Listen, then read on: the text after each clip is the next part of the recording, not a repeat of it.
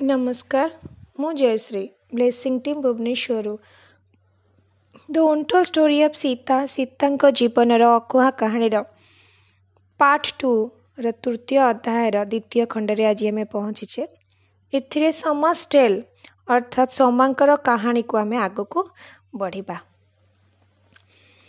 राक्षसकर शक्ति देखी माता सीता और प्रभु राम चिंतित अवस्था गति करुथांती।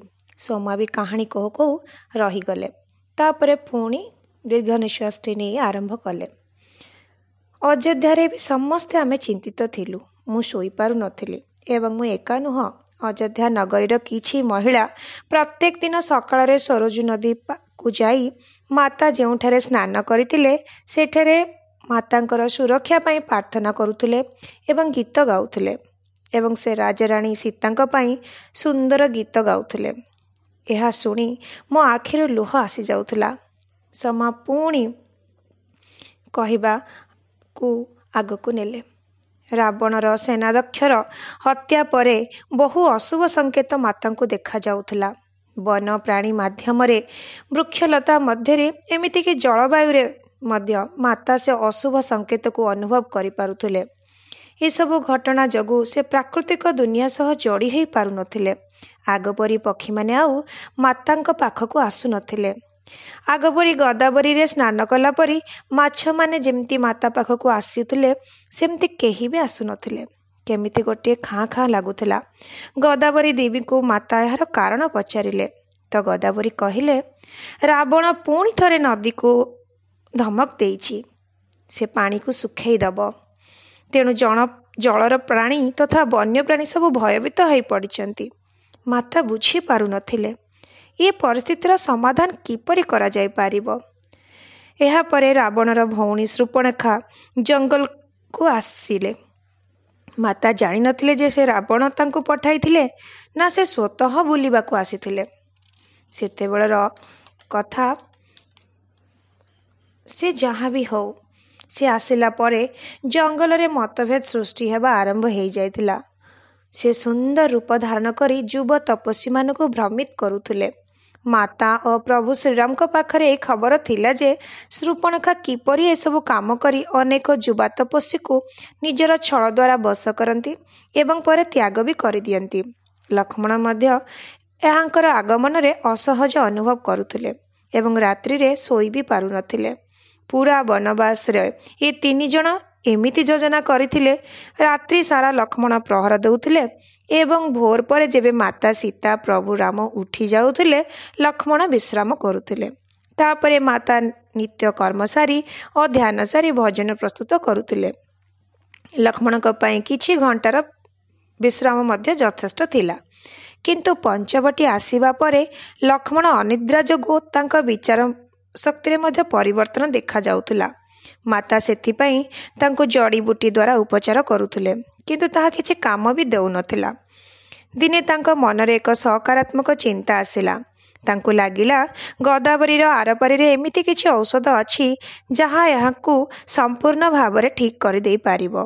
प्रातः भोजन परे लक्ष्मण विश्राम नेउथांती एवं प्रभु निकट ग्राम को जाइथांती। से समय रे माता गोदावरी तट को एकाकी गले। जेबे नदी केमती पार करिवे भाबुचंती गोदावरी तांको अल्प पानी थिबा रास्ताटिए देखाइले एवं औषधीय वृक्ष मानकर भरिथिबा एक स्थानर से तटरे थिबार संकेत देले। माता ताकू खोजू खोजू बहुत भितर को चली गले। जंगल भितर रे से जगारे शेषरे तांको से जहाँ खोजुथिले ता प्रचुर परिमाण रे पाइगले एवं ताकू संग्रह करी शीघ्रता करी निज कुड़िया को फेरिबा को चेष्टा कले। अचानक तांको जंगलर पशु पक्षींकर शब्द सह एक नारीर स्वर मध्य सुबिला। से स्वर अति व्याकुलता पूर्ण थिला। जेमिति लागुथिला कि किए अति व्याकुल रे से माँ को डाकुची। ये शुणी माता निजको आउ रखी पारिलेनी। एक भग्न कुड़िया पार्वती माँकर मूर्ति सम्मुख रे बसी जड़े नारी अति व्याकुल स्वर माता को प्रार्थना करुथिले। दुखरे भरा से स्वर अति पवित्र एवं करुण थिला जे माता आखिरु भी अश्रु आसीगला।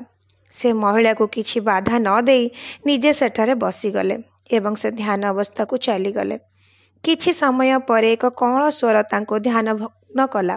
ସେ ମହିଳା ଜଣକ ଏତେ ଭୟଭୀତ ହୋଇଯାଇଥିଲେ ଯେ ମାତା ସମ୍ମୁଖରେ ଦଣ୍ଡାୟମାନ ହୋଇ ମାତାଙ୍କୁ ଧୀର ଶବ୍ଦ କରି ତାଙ୍କୁ ଧ୍ୟାନଭଗ୍ନ କରାଇଲେ। ମାତା ତାଙ୍କୁ ବୋଧ ଦେଇ କହିଲେ, ଭୟ କରନି, ମୁଁ କିଛି ଜଡ଼ିବୁଟି ନେବାକୁ ଆସିଥିଲି। ତୁମର ମଧୁର ସ୍ୱର ଶୁଣି ମୁଁ ଏଠାକୁ ଚାଲି ଆସିଲି। ମାତା ତାଙ୍କୁ ଭଲ ଭାବେ ଦେଖିଲେ। ମହିଳା ଜଣକ ଦୁର୍ବଳା, ଅସଜଡ଼ା, ଅସହଜ, ଅପରିଷ୍କାର ବେଶଭୂଷାରେ ଥିଲେ। ଯୁବାବସ୍ଥାରେ ମଧ୍ୟ ସେ ବୃଦ୍ଧା ପରି ଜଣାପଡ଼ୁଥିଲେ। ଡରରେ କମ୍ପି ସେ ପଛକୁ ଘୁଞ୍ଚି ଯାଇ ପଚାରିଲେ, ଆପଣ କିଏ?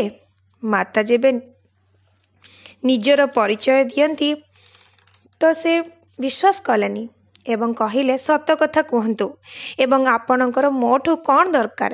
ଏହା ପୂର୍ବରୁ ମାତାଙ୍କୁ କେବେ କେହି ବି ଅବିଶ୍ୱାସ କରିନଥିଲେ। ଏହା ସତ୍ୟ ଅଟେ, ମୁଁ ସୀତା ଅଟେ, କିନ୍ତୁ ଭୟ କାହିଁକି କରୁଛ? ମାତା ଜାଣିଗଲେ ଶବ୍ଦରେ ମହିଳା ଜଣକ ଆଉ ପାରି ହେବନି। ତେଣୁ ମାତା ନିଜର ଆତ୍ମବଳରେ ତାଙ୍କ ଆଖିରେ ଆଖି ମିଳେଇ ତାଙ୍କ ହୃଦୟକୁ ଛୁଇଁବାକୁ ଚେଷ୍ଟା କଲେ ଏବଂ ତାଙ୍କ ହାତକୁ ଧରି ଅତି ସ୍ନେହରେ କହିଲେ, ମୋ ଆଖିରେ ଆଖି ମିଳେଇ ଦେଖ ଓ ତୁମକୁ ମୋ କଥାରେ ବିଶ୍ୱାସ ହେବ। ମହିଳା ଜଣକ ଏବେ ଆଖିରେ ଆଖି ମିଳେଇଲେ। ଏହା ସେହି ଅମୃତମୟ ଆଖି ଥିଲା ଯେଉଁଥିରେ ସାରା ସଂସାରକୁ ଶାନ୍ତି ଦେବାର ଶକ୍ତି ଥିଲା। ସେ କହିଲେ, ମୁଁ ଆପଣଙ୍କୁ ଏବେ ବିଶ୍ୱାସ କରିପାରୁଛି। କିନ୍ତୁ ସେ ଅନ୍ୟ ସ୍ତ୍ରୀ ଲୋକ, ତାଙ୍କ ଆଖି କିନ୍ତୁ ଏମିତି ନଥିଲା, ଏତେ ସ୍ୱଚ୍ଛ, ଏତେ କମଳ, ଏତେ ପବିତ୍ର ନଥିଲା। ତାଙ୍କୁ ଅନୁଭବ ହେଲା ଯେ ସେ ସତରେ ମାତାଙ୍କ ସମ୍ମୁଖରେ ହିଁ ଦଣ୍ଡାୟମାନ ହୋଇଛନ୍ତି। ମୁଁ ଆପଣଙ୍କୁ ଉପରେ ସନ୍ଦେହ କରି ପାପ କରିଛି କହି ପଶ୍ଚାତାପ ଦୁଃଖରେ ଭୂମିରେ ବସିଗଲେ ସେ ମହିଳା ଜଣକ। ମୋତେ କ୍ଷମା କରନ୍ତୁ ମାତା, ମୁଁ ସ୍ୱପ୍ନରେ ବି ଭାବିନଥିଲି ମୁଁ କେବେ ଆପଣଙ୍କର ଦର୍ଶନ କରିପାରିବି।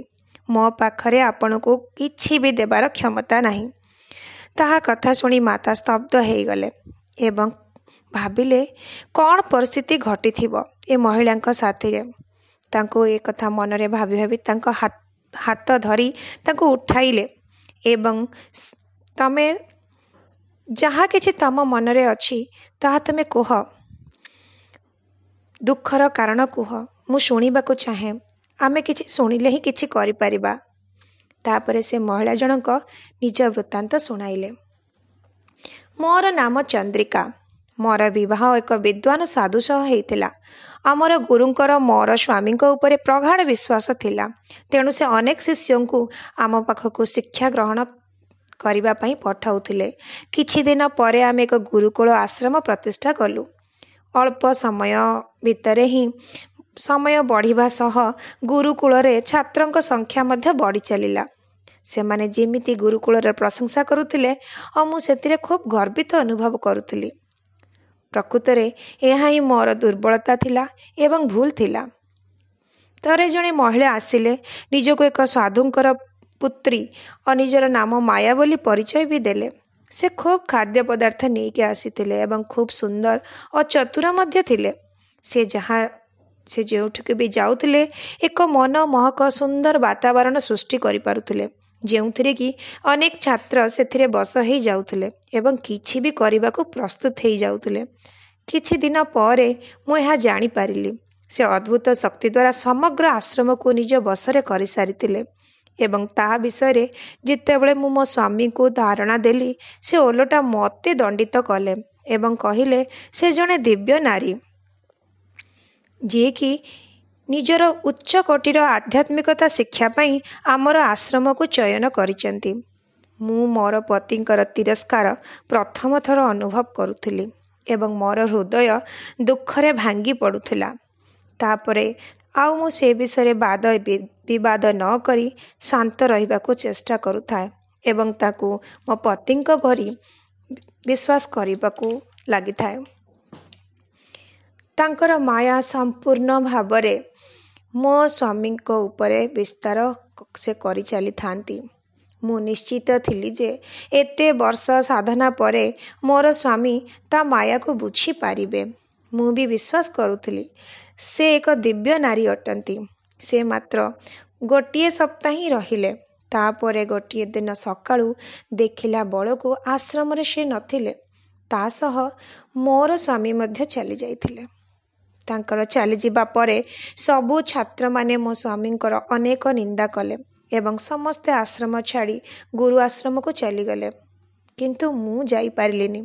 ସେଦିନ ମୁଁ ନିଜକୁ ହିଁ ସେ ଦିନଠୁ ଆଜି ପର୍ଯ୍ୟନ୍ତ ମୁଁ ନିଜକୁ ହିଁ ଦୋଷୀ ମନେ କରୁଛି। ଯଦି ମୁଁ ଜଣେ ଭଲ ପତ୍ନୀ ହେଇଥାନ୍ତି ତେବେ ମୋ ସ୍ୱାମୀଙ୍କୁ ଏ ମାୟାର ଶିକାର ଠାରୁ ବଞ୍ଚାଇ ପାରିଥାନ୍ତି। ଛାତ୍ରଙ୍କ ବିନା ମୁଁ ଏ ଆଶ୍ରମ ଚଳାଇବା ମୋ ପାଇଁ ଅସମ୍ଭବ ଥିଲା, କିମ୍ବା ବିନା ବାହାନାରେ ମୁଁ କେଉଁ ସ୍ଥାନକୁ ବି ଯାଇପାରୁନଥିଲି। ଦିନେ ମୁଁ ମୋର ସ୍ୱାମୀଙ୍କୁ ଖୋଜିବା ପାଇଁ ମଧ୍ୟ ବାହାରିଲି। ସେହି କ୍ଷଣରେ ମୋର ଆତ୍ମାରୁ ଏମିତି ଏକ ତିରସ୍କାର ସ୍ୱର ଶୁଭିଲା, ଯାହାଫଳରେ ମୁଁ ନଦୀକୁ ଯାଇ ଆତ୍ମହତ୍ୟା କରିବାକୁ ଚେଷ୍ଟା କଲି। କିନ୍ତୁ ଏ ସମୟରେ ମୋତେ ଆଉ ଏକ ଦିବ୍ୟ ସ୍ୱର ଶୁଭିଲା, ଯାହାକି ବଞ୍ଚିବା ପାଇଁ କହୁଥିଲା। ସେ ସ୍ୱର ପାର୍ବତୀ ମାଙ୍କର ହିଁ ଥିଲା। ଏ ଜୀବନ ଆଧ୍ୟାତ୍ମିକ ସାଧନାରେ ଲିପ୍ତ ହେବା ପାଇଁ ସେ ମୋତେ ମାର୍ଗ ଦର୍ଶାଇଲେ। ଚନ୍ଦ୍ରିକା ଏହା ବର୍ଣ୍ଣନା କରୁ କରୁ ମାତା ତଥା ଚନ୍ଦ୍ରିକାଙ୍କର ଆଖି ତଳ ଅଶ୍ରୁରେ ସମ୍ପୂର୍ଣ୍ଣ ଭିଜି ଯାଇଥିଲା। ମାତା ତାଙ୍କର ଦୁଃଖକୁ ଅନୁଭବ କରିପାରୁଥିଲେ। ଏକ ପରିତ୍ୟକ୍ତା ନାରୀର ଅପମାନ ଓ ତଥା କଷ୍ଟକୁ ଲାଘବ କରିବା ପାଇଁ ମାତା ପାର୍ବତୀଙ୍କୁ ସେ ଧନ୍ୟବାଦ ଅର୍ପଣ କଲେ। ସେତେବେଳେ ଆମେ ଜାଣି ଯାଇଥିଲୁ ଯେ ସେ ମାୟା ସମସ୍ତ ଆଶ୍ରମକୁ ଏମିତି ଭାବରେ ନଷ୍ଟ କରି ଚାଲିଛି ଏବଂ ଅନେକ ନାରୀ ତାଙ୍କର ଜୀବନ ମଧ୍ୟ ମୋ ପରି ଅବସ୍ଥାରେ ନଷ୍ଟ କରିଦେଇଛନ୍ତି। ତେବେ ବନ୍ଧୁଗଣ, ଆଜି ପାଇଁ ଏତିକି। ଆଗକୁ ଆମେ ଆହୁରି ଜାଣିବା। ନମସ୍କାର।